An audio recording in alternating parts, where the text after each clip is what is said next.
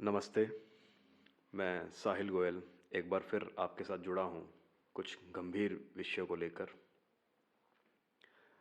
जैसा कि आप जानते हैं, आज की तारीख 30 नवंबर 2021 है अंग्रेजी कैलेंडर के हिसाब से।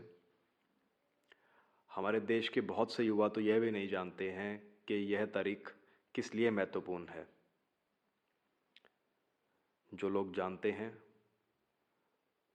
यह बहुत अच्छी बात है, लेकिन जो नहीं जानते हैं उनको मैं बताना चाहूँगा कि 30 नवंबर 1967 को भाई राजीव दीक्षित का जन्म हुआ था और 30 नवंबर 2010 को वो इस संसार को छोड़कर चले गए। किन परिस्थितियों में गए और क्या, यह तो बहुत ही दुखद और चिंता का विषय है। आज के दिन उनकी जयंती के रूप में मनाया जा रहा है। पूरे भारतवर्ष में ही नहीं, पूरे विश्व में मनाया जा रहा है। यह राष्ट्रीय सत्य दिवस के रूप में भी मनाया जा रहा है, क्योंकि उन्होंने सत्य के लिए कहीं पे भी झुके नहीं, कहीं भी उन्होंने समझौता नहीं किया अपनी कुछ बात कहने से, और वो बिना किसी डर के निडर होकर लड़ते रहे। स्वदेशी के मजबूत प्रवक्ता, जिन्होंने हर प्रकार के षड्यंत्रों का खुलासा किया और हमारे देश का युवा जो भटका हुआ था उसका नेतृत्व किया।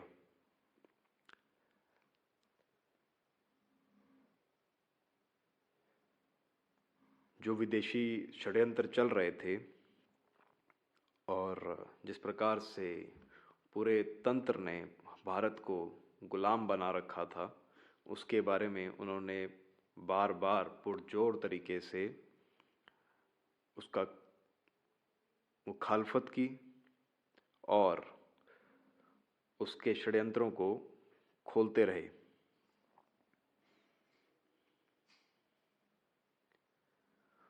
उन्होंने हमें बताया कि एलोपैथी में किस प्रकार के षड्यंत्र चल रहे हैं और वापस हमारे देश को, हमारे राष्ट्र को एकजुट कर वापस हमारी वैदिक संस्कृति की तरफ लेकर गए, जिसके माध्यम से आयुर्वेद का दर्शन करवाया, अष्टांग हृदय का दर्शन करवाया, जिसमें उन्होंने बताया कि किस प्रकार से हमारी प्रकृति में हर प्रकार की बीमारी के इलाज मौजूद हैं, जो कि कुछ विदेशी कंपनियों द्वारा दबाया जाता है समय समय पर।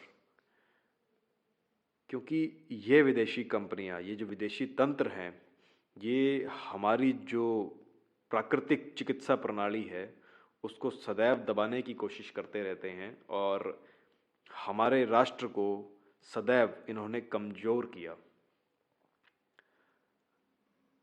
इतना ही नहीं, बहुत से ऐसे राज छुपे हुए थे इन फार्मा कंपनियों के षड्यंत्रों में, जिनका राजीव भाई ने पूरी बेबाकता से और पूरे हौसले के साथ आक्रमण किया उनके ऊपर। ऐसे राज का खुलासा किया जो राज छुपाए जा रहे थे। तो भाई राजीव दीक्षित को याद करते हुए और उनको नमन करते हुए कुछ पॉइंट्स मैं आपसे साझा करना चाहूँगा कि हमें क्या करना चाहिए और क्या नहीं करना चाहिए। आज के दिन हमें ज़रूरत है कुछ चीज़ों को गहराई से जानने की और समझने की, जैसे कि क्या हमें इस्तेमाल करना चाहिए और क्या नहीं इस्तेमाल करना चाहिए, किस प्रकार से हमारी चीज़ों को हमें इस्तेमाल करना चाहिए और किस प्रकार से विदेशी तंत्र से हमें छुटकारा पाना है।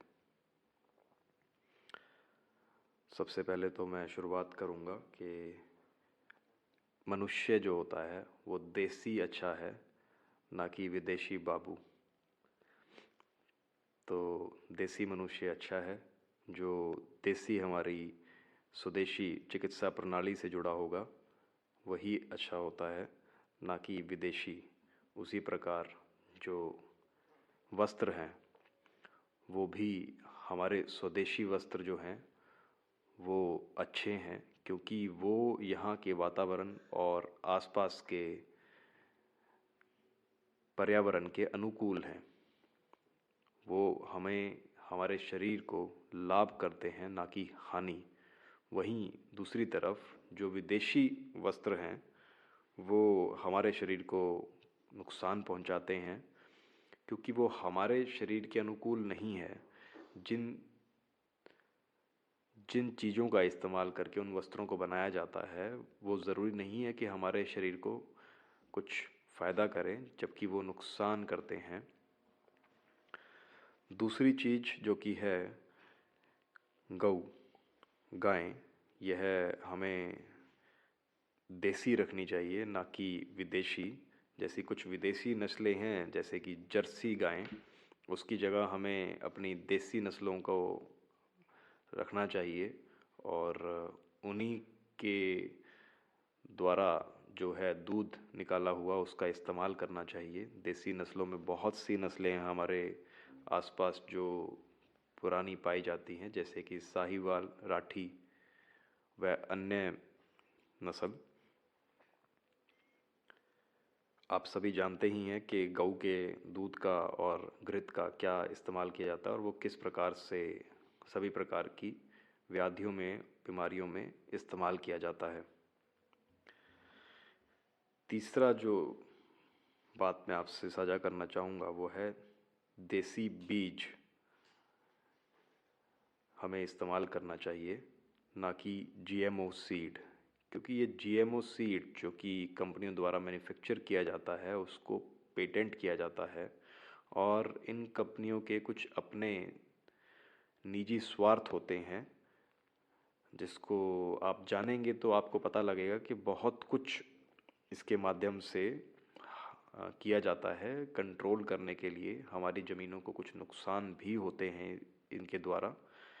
देसी बीज जो है वो किसी भी प्रकार से नुकसान नहीं करता है, और वह बीज जो है हर प्रकार से फ़ायदेमंद होता है, क्योंकि वह पौधा जो है वो आगे जो बीज बनाता है उसी पौधे से बीज तैयार हो जाते हैं, और उन बीज को आप इस्तेमाल कर सकते हैं निरंतर तौर पे।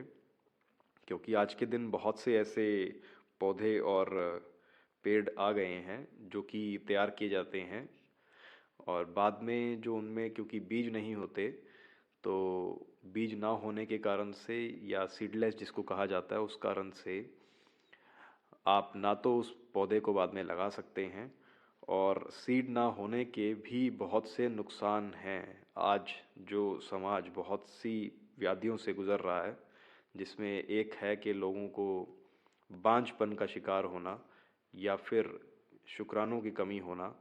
इसको अगर आप गहराई से सोचेंगे तो यह प्रकृति से जब हम विपरीत कुछ करते हैं तभी इस तरह की परिस्थितियों का हमें सामना करना पड़ता है। एक जाहिर है कि मनुष्य को जब ये बात नहीं समझ में आ रही है कि अगर वो सीडलेस चीज़ों का इस्तेमाल करेगा तो उन चीज़ों से, उन फलों से ही हमारा जो सूक्ष्म शरीर है बनता है, उसी से हमारा स्थूल शरीर बनता है। तो जिस चीज़ में बीज नहीं होंगे और अगर उनका वो सेवन करेगा तो वो उनके शरीर में कुछ दिक्कत और व्याधियाँ पैदा करेगा। ये बहुत गहरा विषय है, इस पे बहुत शोध की भी आवश्यकता है, और ऐसे कुछ शोध किए भी गए हैं। तो जीएमओ सीड से बचिए और देसी बीज का प्रचार और इस्तेमाल कीजिए। चौथा जो पॉइंट है मैं आपसे डिस्कस करना चाहूँगा वो है स्वदेशी चिकित्सा। हमारे राष्ट्र में, हमारे ग्रंथों में जो लिखा है, हमारे वेदों में जो लिखा है, वह हमारी स्वदेशी चिकित्सा प्रणाली जैसे कि आयुर्वेद और कई विस्तार में जो ऐसे चीज़ें लिखी गई जैसे कि अष्टांग हृदय या चरक संहिता, उन सब में इतने विस्तार में ये सब चीज़ें बताई गई हैं कि किस प्रकार से आप स्वदेशी अपने पर्यावरण की चीज़ों का इस्तेमाल करके आप कैसे अपनी चिकित्सा कर सकते हैं। हमें विदेशी तंत्र से बचने के लिए स्वदेशी चिकित्सा की तरफ मुड़ना होगा। ऐसी विदेशी तंत्र जो कि कुछ दवाइयों के नाम पे आपके शरीर को बीमार भी कर रहा है, उनके ऐसे कुछ साइड इफ़ेक्ट्स हैं जो आपको बताए नहीं जाते हैं, लेकिन क्योंकि इन कंपनियों का जो स्वार्थ है, उस स्वार्थ को लेकर वो आपको जिस प्रकार से प्रचार करती हैं, कुछ आपको बताती नहीं है कि भी क्या है इस तंत्र में और किस लिए क्या दवाई आपको दी जा रही है और उस दवाई के क्या परिणाम होंगे। ऐसा बहुत बार देखा गया है कि जो दवाइयाँ दी जाती हैं और 15-15, 20-20 साल तक वो दवाई लोग खाते हैं और उसके बाद इस तरह की जो हैं शोध सामने आते हैं कि इससे तो कैंसर हो रहा था या अन्य प्रकार की इससे कुछ बीमारियां पैदा हो रही थी। ये सब चीज़ें बहुत सी कंपनीज पहले जानती हैं, लेकिन आप तक नहीं पहुंचाई जाती ये सब बातें, क्योंकि उसमें उनका स्वार्थ छुपा हुआ है। तो स्वदेशी चिकित्सा तंत्र को अपनाइए, जैसे कि आयुर्वेद, होम्योपैथी, इनको आप अपनाइए और विदेशी जो फार्मा वाला आपका चिकित्सा तंत्र है उससे छुटकारा पाइए, क्योंकि फार्मा सिस्टम में तो बहुत सी बीमारियों का इलाज ही नहीं है। वो तो कहते हैं ये लाइलाज है और लोग जो हैं ता ज़िंदगी वो सब दवाइयाँ खाते रहते हैं और उनको जो तंत्र में डॉक्टर्स कहते हैं और वो गुलामी करके उस तंत्र में वो सब दवाइयाँ खाते रहते हैं निरंतर तौर पे 10-10, 20-20 साल, क्योंकि वो कहते हैं कि ये इलाज, इस बीमारी का कोई इलाज तो है नहीं, लेकिन आप जो ये फार्मा कंपनियों की दवाइयाँ हैं इसको खाते रहिए। ये फार्मा कंपनियों की दवाइयाँ जो हैं एपीआई इसमें डलता है, एक्टिव फार्मास्यूटिकल इंग्रेडिएंट। आपको जानकर हैरानी होगी कि ये एपीआई जो है पेट्रोलियम बेस्ड प्रोडक्ट होता है। तो पेट्रोलियम जो रिफाइनरीज होती हैं या आपका क्रूड ऑयल जो निकलता है उसी से कुछ प्रकार के केमिकल्स से जो ये बनाया जाता है आपका एपीआई, वो आपकी फार्मास्यूटिकल गोलियों का एक मूल चीज़ होती है जिससे वो बनाया जाता है, बनाई जाती हैं।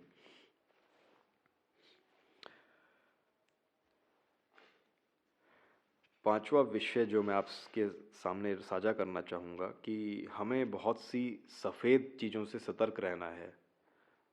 जैसे कि पहला है सफ़ेद चावल।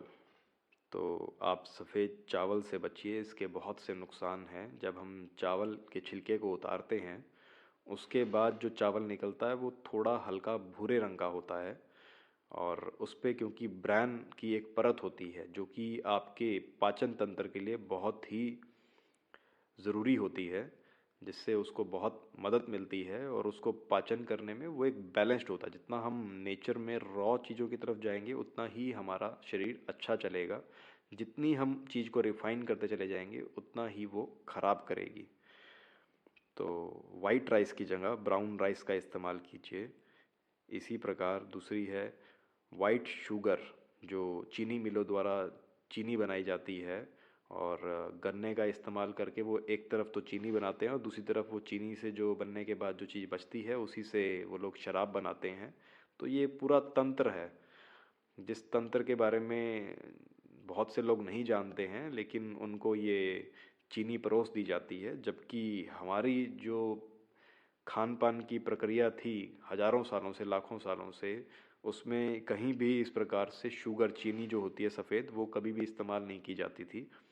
वहीं उसकी जगह शक्कर और खांड का इस्तेमाल किया जाता था, जो कि प्योर होती है और बहुत ही कम रिफाइंड होती है और किसी केमिकल का प्रयोग नहीं किया जाता। क्योंकि चीनी में बहुत से ऐसे केमिकल्स इस्तेमाल किए जाते हैं जो उसको सफ़ेद करने के लिए, उसको चमकाने के लिए वो किए जाते हैं, लेकिन आप ये नहीं समझ पाते हैं कि वो चमक तो रहा है बाहर से, लेकिन आपके शरीर को वो किस प्रकार से नुकसान करता है। यह बहुत ही चिंताजनक विषय है। आप जल्द से जल्द चीनी की जगह शक्कर या खांड का इस्तेमाल शुरू कीजिए। तीसरा विषय जो है इसी चीज़ में सफ़ेद चीज़ छोड़ने के लिए वो है सफ़ेद आयोडाइज्ड सॉल्ट। सफ़ेद नमक जो हमें आयोडाइज्ड कहकर दिया जाता है कि यह हमारे को मदद करेगा और आयोडीन की कमी होती है, इस प्रकार के कुछ भ्रम फैला दिए गए या कुछ इस तरह की बातें कही गई कि सभी की शरीर के अंदर आयोडीन की कमी होती है। ऐसा तो बहुत ही गलत हुआ, क्योंकि जिस प्रकार से ये सब चीज़ें फैलाई गई, आपको सेंधा नमक या फिर रॉक सॉल्ट जिसको कहते हैं, आपको वो इस्तेमाल करना चाहिए, जिसमें और भी कई तरीके के सूक्ष्म जो हैं चीज़ें होती हैं जो कि आपके शरीर के लिए बहुत ही ज़रूरी होती हैं। बहुत से ऐसे मिनरल्स और ऐसे न्यूट्रिएंट्स जो होते हैं इस नमक में होते हैं। रॉक सॉल्ट जिसको सेंधा नमक कहा जाता है या लाहौरी नमक कहा जाता है, इस प्रकार के जो नमक होते हैं जो कि प्रोसेस्ड नहीं होते, आपको वो इस्तेमाल करने चाहिए। वो आपके शरीर में सूक्ष्म स्तर पे जो भी चीज़ें हैं उनको पूर्ति करते हैं। जी। चौथा है इसमें कि सफ़ेद चीज़ क्या छोड़नी चाहिए, वह है कि आपको सफ़ेद आटे से बचना चाहिए। बारीक सफ़ेद आटे से बच के आपको मोटा पिसा आटा इस्तेमाल करना चाहिए। चाहे वो आटा किसी भी चीज़ का हो, जितना आप उसको ज़्यादा रिफ़ाइन कर देंगे उतना ही वो आपके पाचन तंत्र को ख़राब करेगा। आपके पाचन तंत्र में जाके वो चिपक जाएगा और चिपकने के बाद वो नहीं छूटेगा अंदर से। तो आपकी जो आंतें हैं, जो आपके शरीर की एक प्रकार से जड़ें होती हैं, जहाँ से आपका शरीर सब चीज़ों को एब्ज़ॉर्ब करता है, वो धीरे धीरे ख़राब होनी शुरू हो जाती हैं। और ज़ाहिर है कि एक पौधे की जब जड़ें ही ख़राब हो जाएंगी तो वो पौधा ऊपर से तो अच्छा हो नहीं सकता। तो ये बहुत ही चिंताजनक विषय है। तो मोटा पिसा आटा इस्तेमाल कीजिए। जब जड़ें आपके पौधे की ठीक होंगी तभी पौधा सुंदर होगा। उसी प्रकार से जब आपके शरीर की जड़ें सही होंगी तभी आपका शरीर जो है अच्छा होगा। यही कुछ विषय थे मैं आपसे साझा करना चाहता था। और भाई राजीव दीक्षित ने तो जो किया आप सब जानते ही हैं। और अगर आप नहीं जानते हैं तो जल्द से जल्द आप यूट्यूब पे या दूसरे किसी माध्यम से भाई राजीव दीक्षित की बात बताई गई बातों से जुड़िए और उनको फॉलो कीजिए। जिस प्रकार उनको मारा गया वो बहुत ही दुखद था। एक और जो चीज़ मैं आपको बताना चाहूँगा और इसके बाद मैं अपनी वाणी को विराम दूंगा, वह यह है कि आज हमें फैमिली फार्मर की ज़रूरत है, ना कि फैमिली डॉक्टर की। अगर आपके पास फैमिली फार्मर होगा तो आपको फैमिली डॉक्टर की ज़्यादा ज़रूरत नहीं पड़ेगी। ज़्यादा से ज़्यादा इसीलिए अगर आप खुद कर सकते हैं खेती तो खुद कीजिए। अगर आप कहीं पैसा इन्वेस्ट करके कुछ एक या दो फ्लैट ले रहे हैं तो 1 या 2 एकड़ आपको ज़मीन लेनी चाहिए, खुद की खेती करनी चाहिए। और ताकि आप जब खेती से जुड़ेंगे तो आप खुद समझ पाएंगे कि आपने वो केमिकल्स और ऐसी चीज़ें नहीं डालनी हैं जो कि घूम फिर के आप ही के भोजन में जाती हैं और आपको नुकसान करती हैं। अगर कोशिश करें तो आप खुद खरीदिए और खुद खेती कीजिए। अगर नहीं पॉसिबल है तो आप लोग किसानों से जुड़िए। ऐसा कीजिए कि कुछ लोग मिल के सोसाइटी